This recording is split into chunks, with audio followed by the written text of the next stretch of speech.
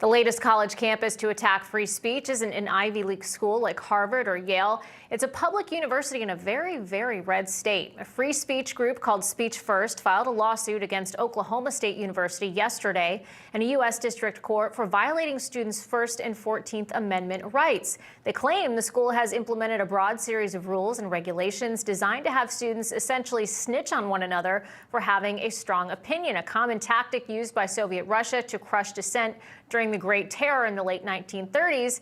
Sounds like they poked the bear on this one. Joining me now is the executive director of Speech First, Cherise Trump. Cherise, thanks so much for being here tonight. I'd first like to clarify to our audience that you have no relation to our 45th president, but still a great name nonetheless.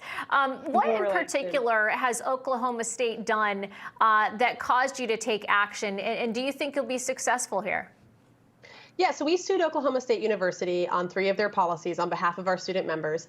And those policies are their harassment policy, their computer use policy, as well as their bias response team policy. And each of these policies have various aspects that directly target constitutionally protected speech by the students. Keep in mind, this is a public university. This is taxpayer funded, which means it's an extension of the state. Therefore, they cannot be doing content-based restrictions on students if their words are political or if their words are offensive or unwanted by other students. They just can't be disciplined for those types of things because it's constitutionally protected.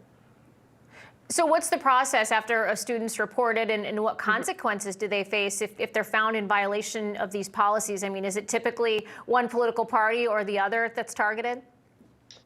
Well, oftentimes we see policies like these that are very broad. If you look at the way that the university defines harassment, for example, they say that any language that can be considered intimidating or any conduct that's threatening to someone's mental health. In a day and age where microaggressions exist and students think that words are violence, it is actually disconcerting to see that students could be reported for harassment, which is a result of that being accused of harassment would actually be expulsion or suspension from the university.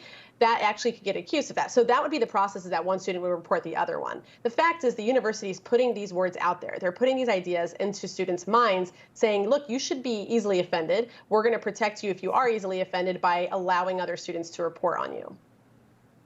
Well, Cherise Trump, we wish you the best, and thank you so much for taking time to be with us this evening. Unfortunately, we've got to leave it there, but thank you.